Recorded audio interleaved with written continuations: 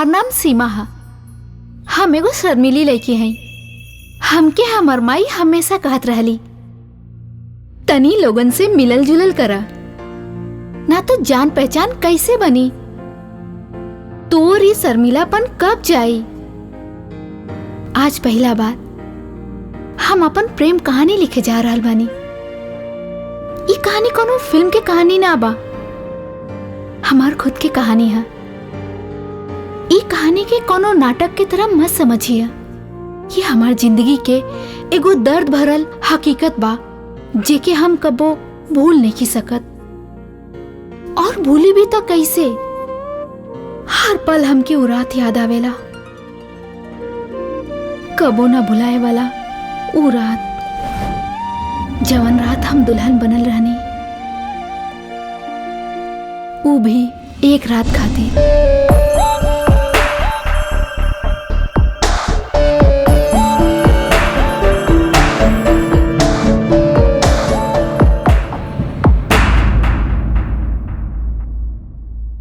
बात तब के बाद जब हम एगो गर्ल्स कॉलेज में पढ़त रहनी। बचपन से ही गर्ल्स स्कूल और गर्ल्स कॉलेज में पढ़ने की वजह से लड़का लोग खातिर आकर्षण थोड़ा ज्यादा ही रहल, पर हम कबो कोनो लड़का के खुद से अप्रोच ना कैनी। हमार लाइफ बिल्कुल सिंपल चलत रहल। हमार कॉलेज में राकेश कुमार नाम के एगो प्रोफेसर रहलन, जिनकर उम्र 40 साल रहल। नेचर से वो बहुत ही रिजर्व रहत रहलन, जल्दी केहू से बात ना करत रहलन। हर केहू उनकरा के आर के कह के पुकारत रहल। Good morning sir. Good morning, good morning. How are you? Fine सर।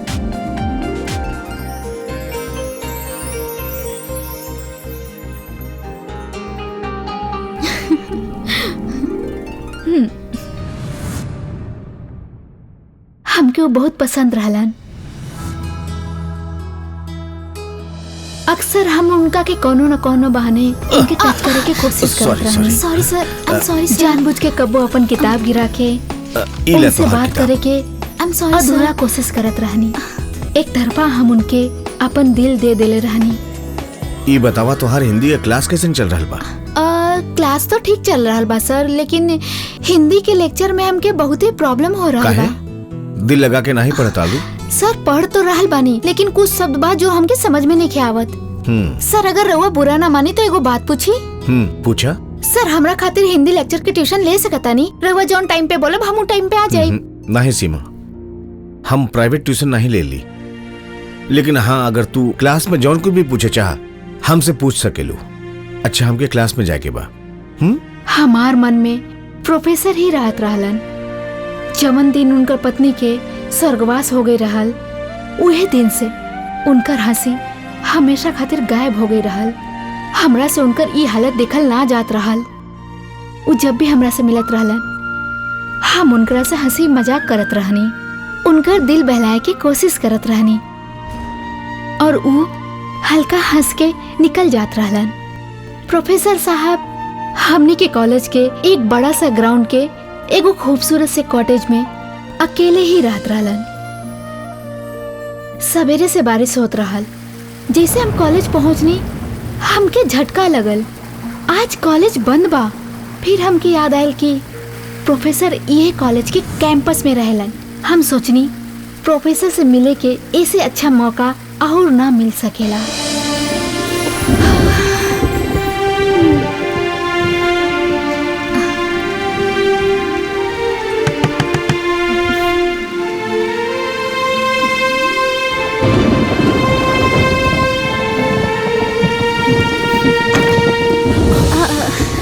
सीमा तू यहाँ?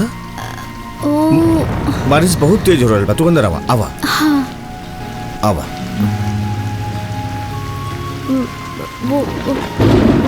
गुड मॉर्निंग सर। आज कॉलेज काहे बंद बा? अंदर बाहर बारिश हो रहल बा। सीमा तू पूरा तरह से भीग चुकल बाड़ू। तोहके सर्दी लग जाई, तू अंदर आवा। चला किताब दा हमके। और अंदर आ जा। अब कॉलेज के फाउंडर का डेथ हो गई, वैसे प्रिंसिपल साहब 3 दिन के लिए छुट्टी कहते ले बाड़े। अब आ जा।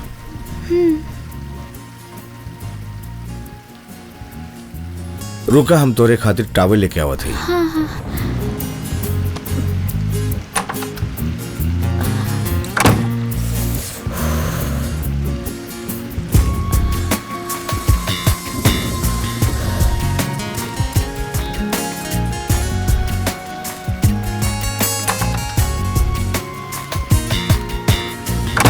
इला टावल बाथरूम में जाके चेंज कैला ल।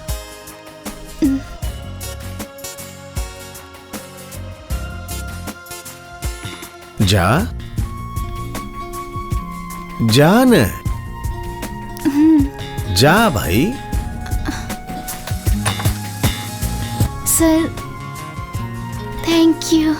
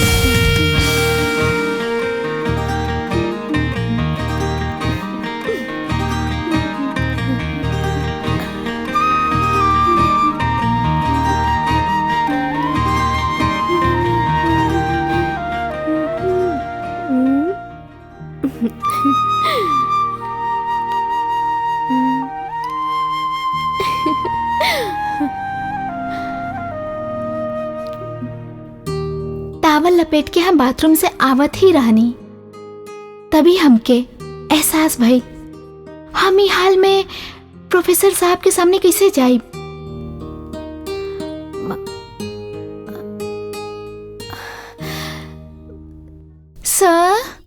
सर प्लीज रउआ हमरा के कपड़ा यहाँ बाथरूम में ही दे दीही, हम ये पहन ले प्लीज।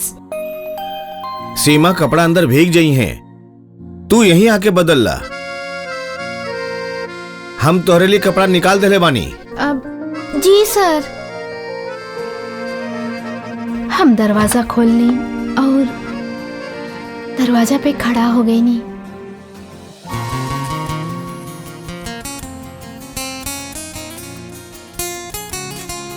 पानी के बूंद धीरे से हमार कंधा से होके हमार सीना में समाए लगल। आर के हमके टावल में देख के जैसे अचंभित हो गईलन। हम भी आर के देखत ही रह गईनी। अब निर्मला के साड़ी अंदर रखल बा, तू जाके चेंज कैला। अब थैंक यू सर। सर अटक गईल। अब ठीक बा ठीक बा।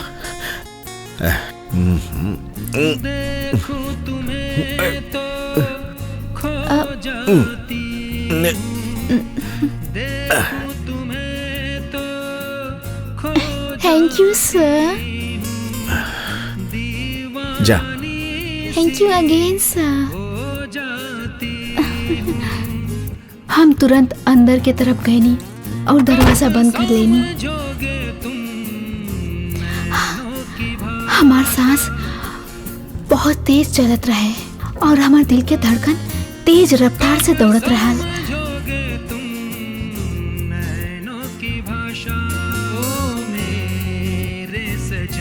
हम अपना आप के संभालनी। हमके साड़ी पहनल बहुत अच्छा लागेला। फिर हमके एहसास भइल कि हमके साड़ी ठीक से पहने आवेला ही ना।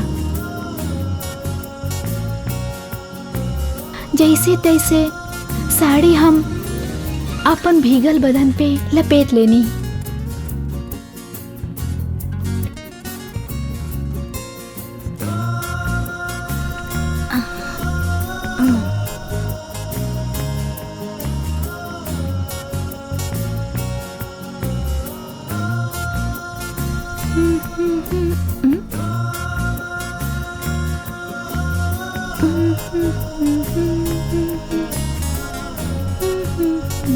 साड़ी पहने हमके महसूस भइल कि वो समय हमके कैसन लगी जब हम साड़ी में लिपटल कोनो मर्द के सामने खड़ा होकर मुझको भी तू रख ले,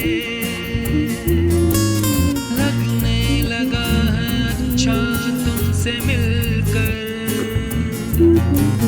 रहने लगी हूँ जब से मैं संभल कर,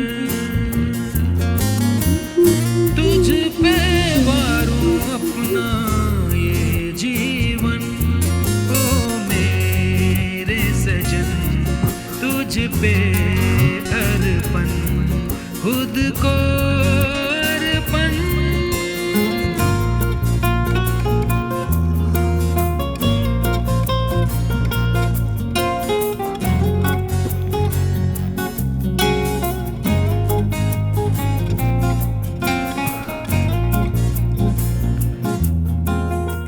तू शर्मा मत। ई जौन कुछ भी भइल बस एक इत्तेफाक समझा।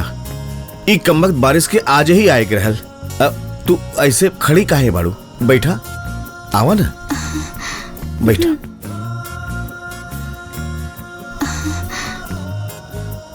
सीमा, तू बहुत खूबसूरत लग रहल बाड़ू, बहुत प्यारी लग रहल बाड़ू, बिल्कुल निर्मला की तरह। निर्मला राउर पत्नी? हाँ, अब वो इस दुनिया में नहीं बा।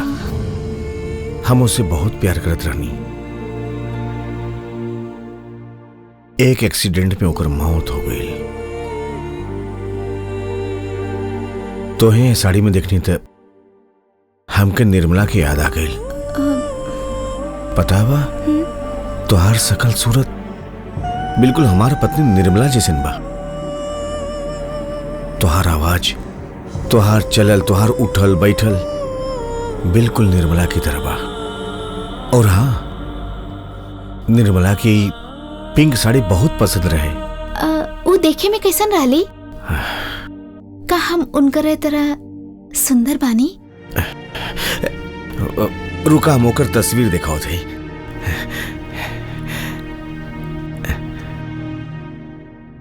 ई देखा। ओह गॉड, हमनी के शकल सच में बहुते मिलेला। पर निर्मला दीदी हमसे ज्यादा सुंदर बाड़ी। सीमा, तू निर्मला की तरह सुंदर हो। जब तू सिंदूर लगाइबू, माथे पे बिंदिया और गला में मंगलसूत्र पहनबू, तब बिल्कुल हमार पत्नी निर्मला जैसे लगबू। ना ना, रउआ तो हमार कुछ ज्यादा ही तारीफ करत रहनी। निर्मला दीदी तो हमसे ज्यादा खूबसूरत बाड़ी। सीमा, तू भी बहुत सुंदर बाड़ू, सच्ची। सीमा, जब तू सिंदूर लगाबू और मंगलसूत्र पहनबू तो हमके बहुत अच्छा लगी। बस चला हमरे साथे, आवा। अरे बैठा। हम तोहरे खातिर मंगलसूत्र और सिंदूर लेके आवत आनी। सीमा, इला ई मंगलसूत्र और ई सिंदूर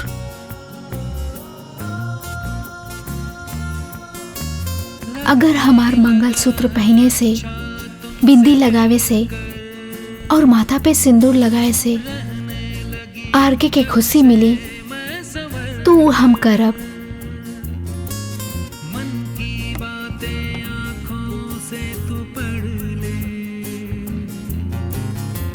लगावा सिंदूर।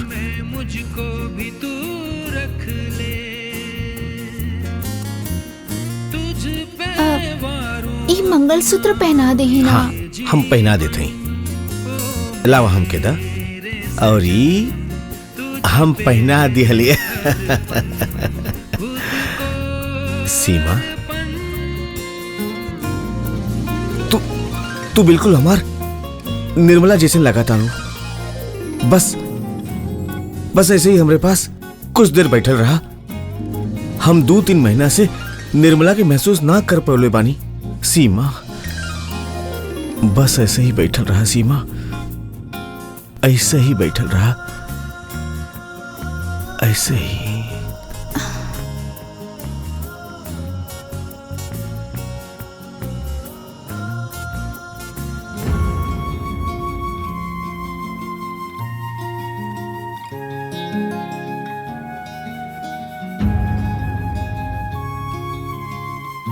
नहीं नहीं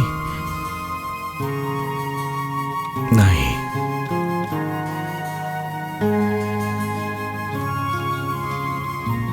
तू हमार निर्मला ना हो सकेलू। ओकरी तरह तू एक आदर्श पत्नी कबो ना बन सकेलू। निर्मला जैसन ई दुनिया में केहू नहीं, केहू भी ना निर्मला जैसन।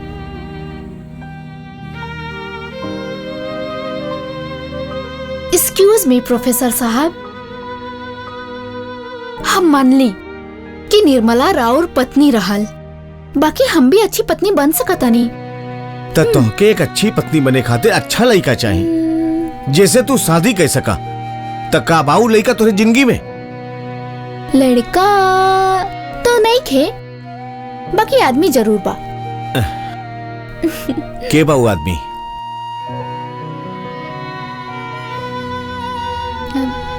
वो आदमी अभी हमारे सामने खड़ा बा और वो आदमी के हम नाम भी रोआ के बता सकता नहीं। वो आदमी के नाम बा प्रोफेसर राकेश कुमार। सीमाई ना हो सकेला, ये बिल्कुल ना हो सकेला। हमरे और तोहरे उम्र के बीच में बहुत फासला बा। दुनिया का कही हंसी हमरे ऊपर दुनिया। तो हंसे दी ही सर, हम हमेशा सिर्फ रउआ के ही चाहले बानी, खाली रउआ से ही प्यार कइले बानी, बाकी कबो कह ना सकनी। सर, हम दुनिया के कब्बो परवाह ना कइनी। आज मौका मिलल बा रउआ से कहे के कि हम रउआ से कितना प्यार करेनी, और देखब हम दिखा देब रउआ के कि हम राउर अच्छा पत्नी बन सकतानी। अब प्लीज रउआ मना मत करब। सीमा, हमहू तुमसे बहुत प्यार करेली। कब बनबू हमार पत्नी? कब करबू शादी हमसे? आज, अभी, जीवन भर खातिर।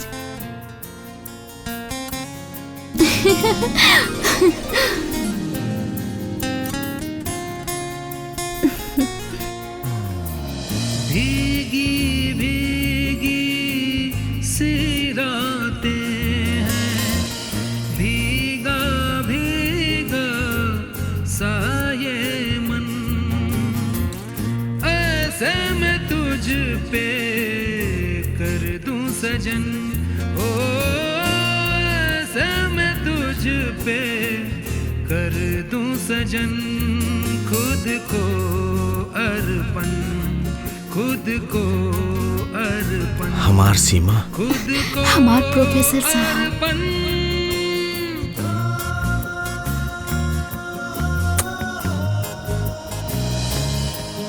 लीही प्रोफेसर साहब, भगवान के साक्षी मानकर हमके अपना हाथ से मंगलसूत्र पहनाई।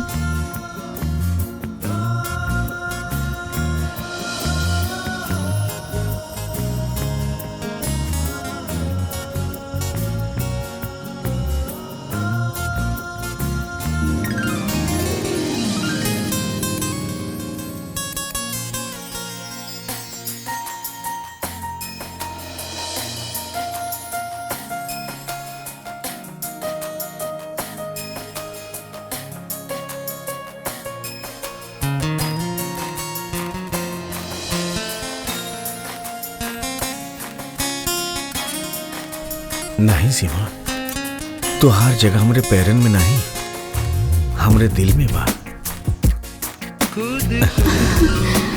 सीमा, सीमा, खुद को अर्पण।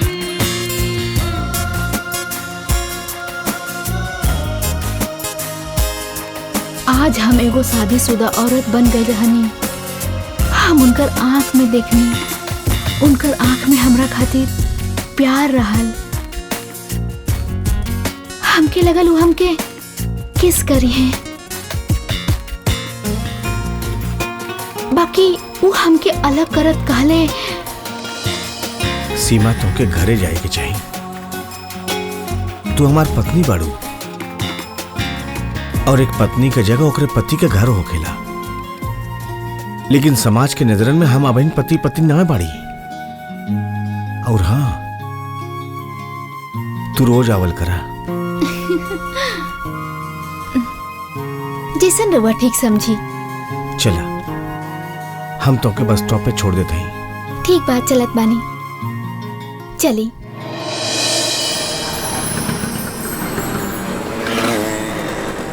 हमार पति हमरा के बस स्टॉप तक छोड़ देलन। रास्ता भर हम दोनों कोनो बात ना कहनी।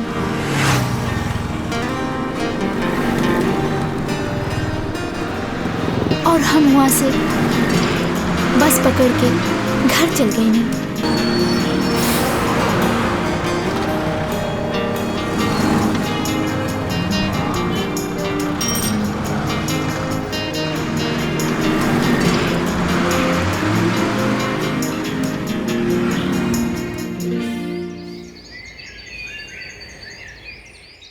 रात में जब हम अपना बिस्तर पे बैठा रहनी, तब हम आज दिन में घटल सब घटना के याद करत रहनी।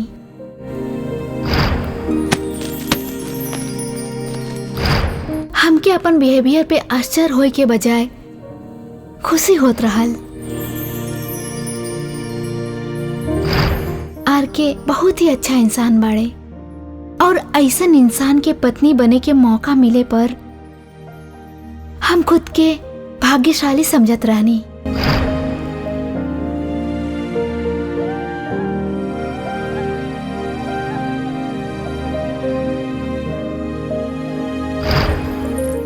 हम बार बार अपन मंगलसूत्र के हाथ में लेके देखत रहनी।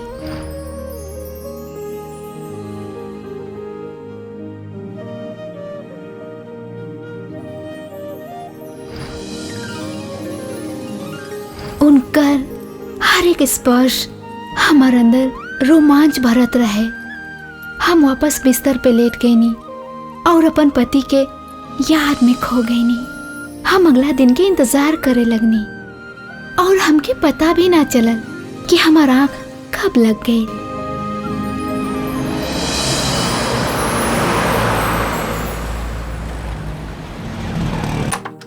हाँ? सीमा, तू यहाँ? सरप्राइज। तो आज मैडम जी कॉलेज ना गईलिन?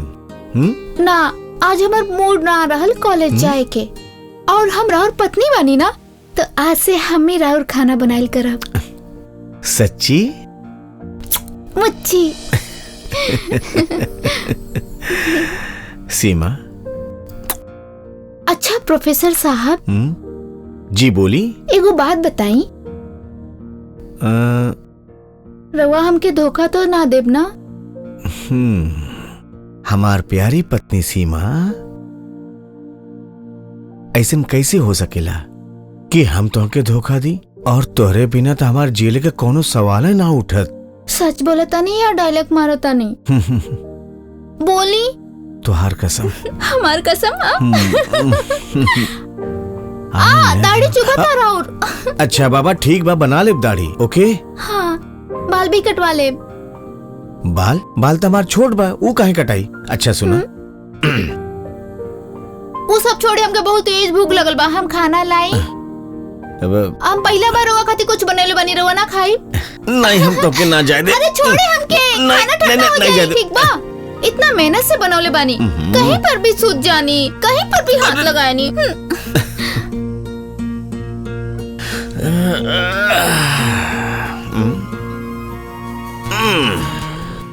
तो आज हमार मैडम हम लिए पहली बार खाना बनौली। I like it. वेलकम। आई आई आई आई भूख लगल बा हमके भी। आई आई आई खाना खाना तो देखले में ही बहुत अच्छा लगा था।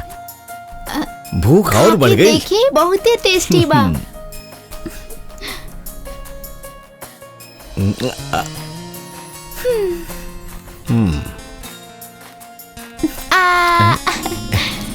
दी ना।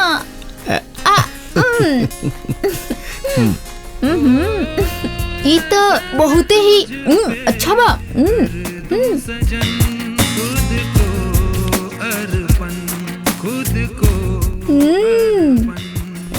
कितना अच्छा खाना बनावनी हम।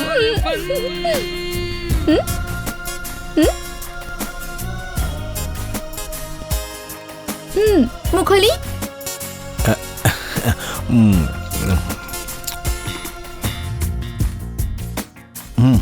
ना बस एक ना एक बस एक बस last last last please last.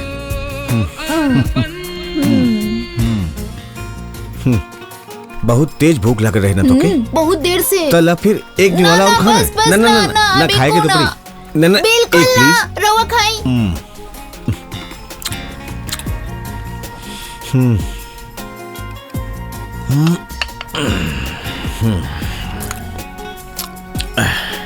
खाना तो हमारे मैडम जी बहुत अच्छा बनौली, लेकिन ये खाना में एक चीज का कमी रहे। का तू खुद ही सोच ला का। हम मीठा बनावल भूल गनी। रुकी हम रवा खातिर अभी तनी सा चीनी लेके आवतानी। हाँ ना ना ना आप बैठी बैठी बैठी।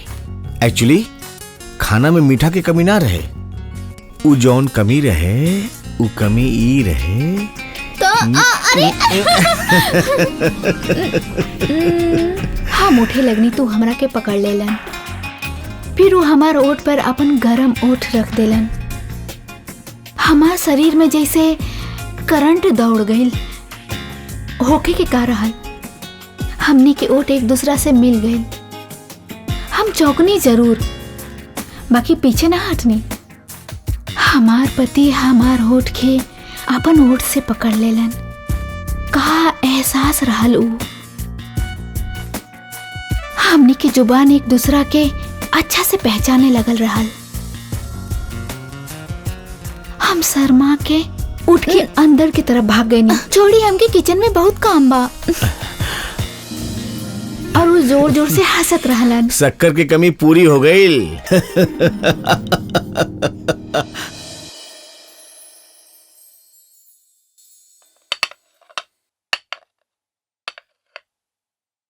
सीमा, तू जौन करत अरु ना ऊ ठीक नहीं खे। आजकल तोहार रंग ढंग हमके ठीक नजर नहीं खे आवत। का करत अरु सीमा? कुछ सुनत अरु? का बोलत नहीं तोहके? सुनत नहीं माँ। चुप रहा। तू आजकल घर में भी बहुत कम रहलू और कॉलेज भी ना जालू। जब देखा तब प्रोफेसर के साथे फोन पे लागल रहलू। कहीं तोहार प्यार व्यार के चक्कर तो नहीं खे ना? देखा सीमा, हमके ही तनियो पसंद नहीं खे। तू काहे नहीं कुछ समझत हमार बात? चुप हो जा माँ, चुप हो जा। हमके जाए के बा, कॉलेज खातिर लेट होता नहीं। अरे कौन कॉलेज? माँ। अरे प्यार करे से पहले ओकर उम्र तो देख तू। सीमा, हम बहुत खुश नसीब बानी जे तू हमार जिंदगी में आयलू।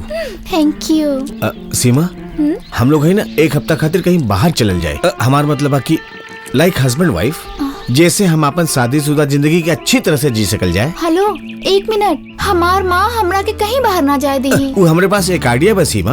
वो पता बा कि अगले हफ्ते कॉलेज का कैंप बाहर जा रहल बा। हमार मतलब महाबलेश्वर जाता और तू महाबलेश्वर खातिर निकलिया।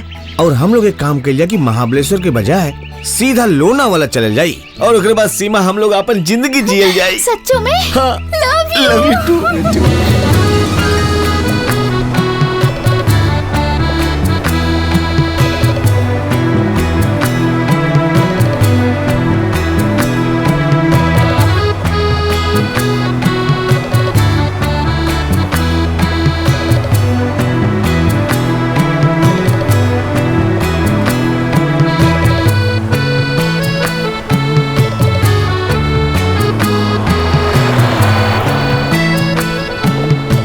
ए सीमा उधर देखा, वो कितना खूबसूरत लगा था ना।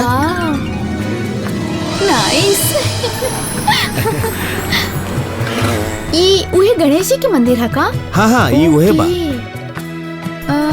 पर ये बहुत अच्छा घूमे के जगह बना, हम सुनले बानी। हाँ हाँ हमके बहुत अच्छा लगा था। Thank you so much, I love you. Love you too. अरे हमार प्रोफेसर साहब इतना बेसब्री, अब तो हमने के लोनावाला जाता नहीं। ऑलराइट, ये तो हमके भी पता बा कि हम लोनावाला जाता नहीं। एक बात बोली? बोली। तू इतना खूबसूरत बाड़ू सीमा, तोहरे चेहरा से नजर हटौले के जी नहीं चाहत। और पता बा हमके विश्वास भी ना हो रहा बा कि तू हमार पत्नी बाड़ू।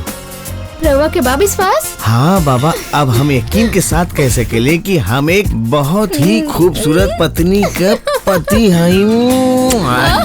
छोड़ी ना प्रोफेसर साहब प्लीज। अरे ना, इतना अच्छा मौसम बा, देखी दी ना। ओहो, अब का भाई प्रोफेसर साहब।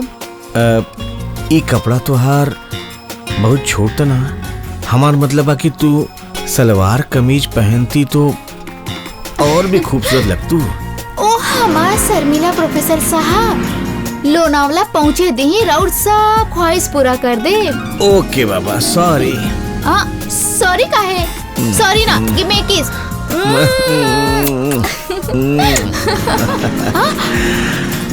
ड्राइवर देखा था आईना से, बहुत चलाक बा। सॉरी, हमके प्यास लागल बा। हाँ हाँ बाना, पानी बाना ला। हम पिलाई दोगे।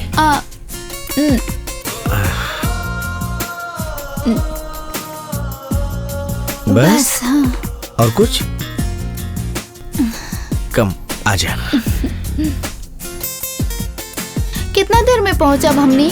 बस हम पहुंचे ही वाला बानी, थोड़ा दूर और बचल बा। हमरा खातिर नया भाई सब कुछ।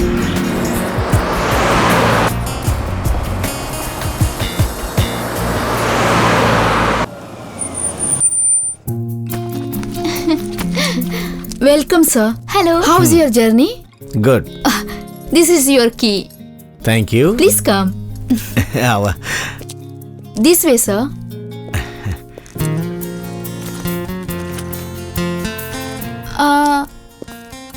Happy honeymoon ma'am. Thank you. चला संभाल के।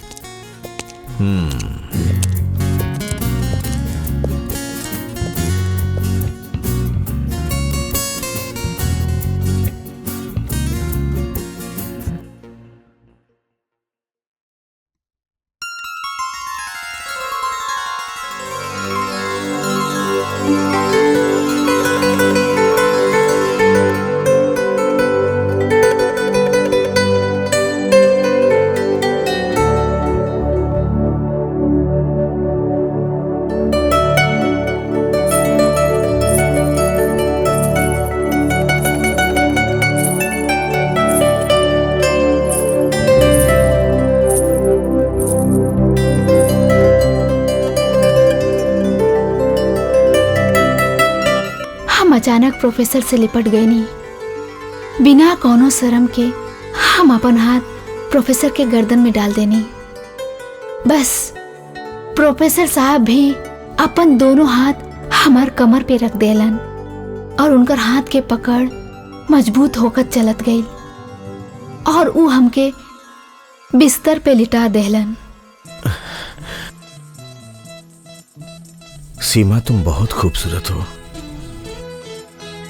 मैं तुमसे बहुत प्यार करता हूँ। हमार 40 साल के जवान पति के मजबूत हाथ के पकड़ से हमार तो जैसे सांस ही रुक गई रहे। हमार सांस तेज होत रहल, धड़कन तेज होत रहल।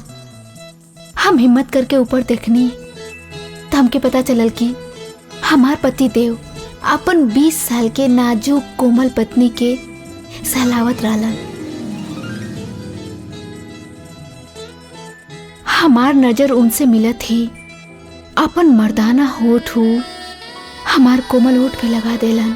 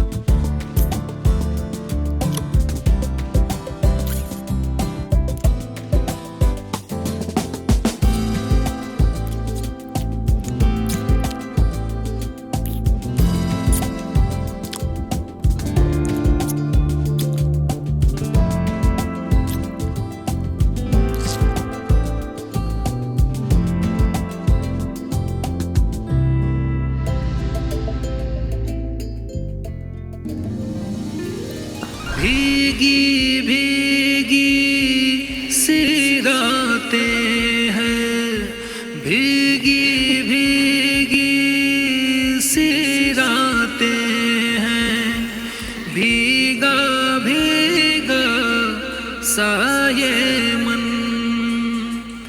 ऐसे मैं तुझ पे कर दूं सजन, ओ ऐसे मैं तुझ पे कर दूं सजन, खुद को अर्पण, खुद को अर्पण, खुद को अर्पण।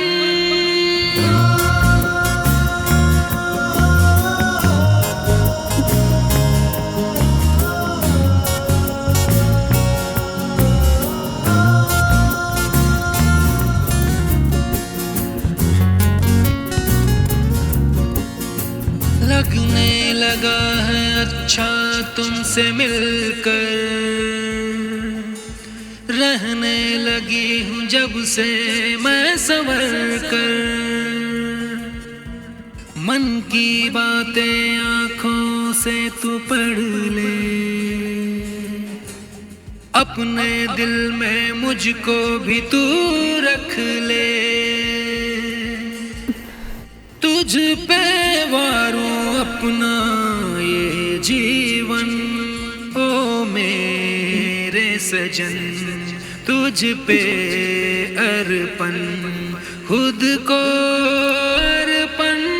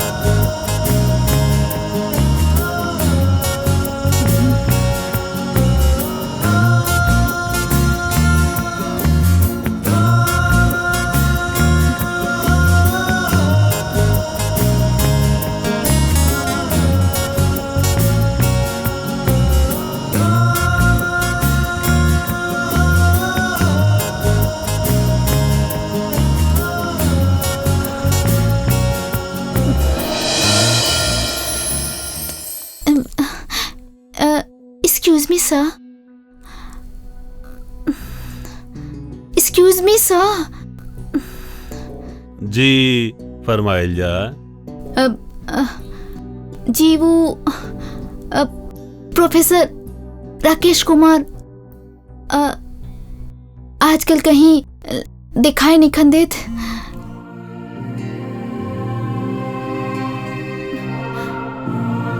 कहाँ गईलन?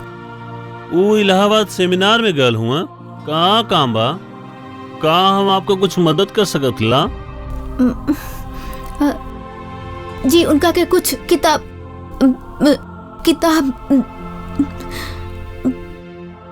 उनके कुछ किताब देवे के रहल। आप हमें दे दी, जब वो आई हैं हम उनके लेके दे देबन।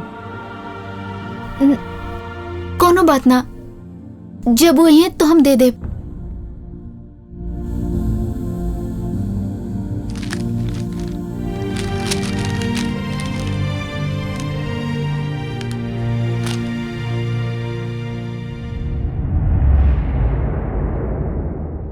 ओकरा बाद प्रोफेसर आर के हमके कबो ना मिललन। सुनने में आयल कि कॉलेज के कोनो जरूरी सेमिनार अटेंड करे खातिर वो इलाहाबाद गई रहलन और वहां कार एक्सीडेंट में उनकर मौत हो गई। हमार तो जैसे पांव के नीचे से जमीन ही निकल गई। हम अपन दर्द केहू के बता भी ना सकत रहनी और ये केहू से कह भी ना सकत रहनी कि जवन इंसान के मौत भइल बा वो हमार पति बा। बाकी मन ही मन ये शिकायत जरूर करत रहनी कि वो हमके बता के काहे ना गईलन। उनका मोबाइल भी स्विच ऑफ रहल। हम प्रोफेसर साहब की याद के भुला ना सकनी।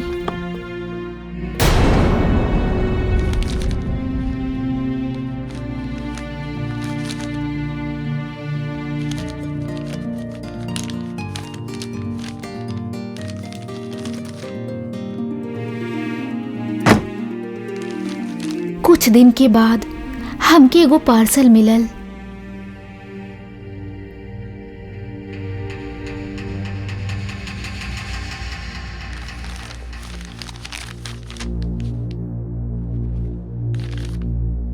भेजे वाला के नाम ऊपर ना रहल। हम जल्दी जल्दी उ पैकेट के खोलनी। ओमे उहे किताब रहल जेके प्रोफेसर साहब अधूरा छोड़ गई रहलन, जेकर पहला पन्ना पे लिखा था अर्पण और राइटर के नाम राकेश कुमार लिखल रहल। हम कुछ समझ ना सकनी। उ किताब में एगो चिट्ठी भी रहल। हम ओके खोलनी और जल्दी जल्दी पढ़े लगनी। हमार प्यारी सीमा, ई अर्पण बा हमरे जीवन के एक केवल स्त्री सीमा के जे हमके दिल से प्यार कैलस। ई अर्पण बा हमरे ऊ प्यारी पत्नी के जे हमार उम्र के परवाह कैले बिना ऊ हमरे प्यार के चुनलस। दुनिया के परवाह कैले बिना हम अपन सीमा से प्यार कैली, बहुत बहुत प्यार कैली। सीमा, हम तोके सरप्राइज देवे चाहत रही। ए लिए तोके बिना बतौले हम इलाहाबाद ई पुस्तक के प्रकाशन के लिए चल गई, ताकि हमरे अली से पहले ई पुस्तक तोरे हाथन में होके। प्लीज तू गुस्सा मत करिए और ई पुस्तक के स्वीकार करिए। और हाँ, हम 1-2 दिन में वापस आ जाए। तोहार राकेश कुमार।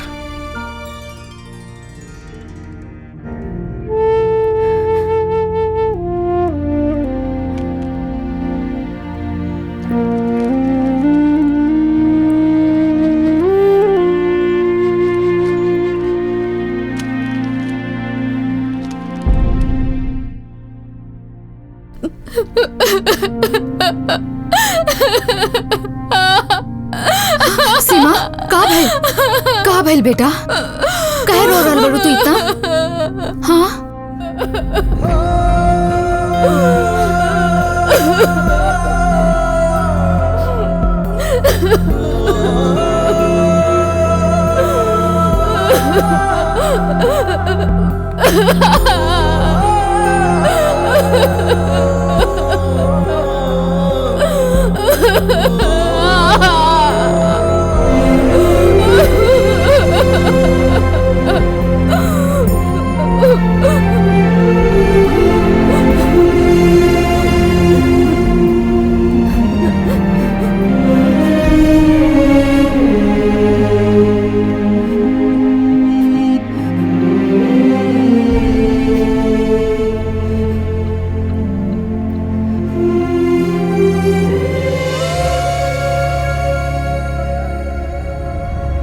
हम सारा उम्र फिर शादी ना कैनी, काहे कि हमार कोख में प्रोफेसर के अंश रहल, जौन प्रोफेसर हमके उ रात देले रहलन। हो जाऊं तुम पे, हो जाऊं अब फना मैं, वीरान दिल की बस्ती को आबाद कर, बंजर जमी हूँ मुझको भी गुलजार कर, तुझ पे वारूं अपना ये तन मन, ओ मेरे सजन, ओ मेरे सजन, तुझ पे अर्पण।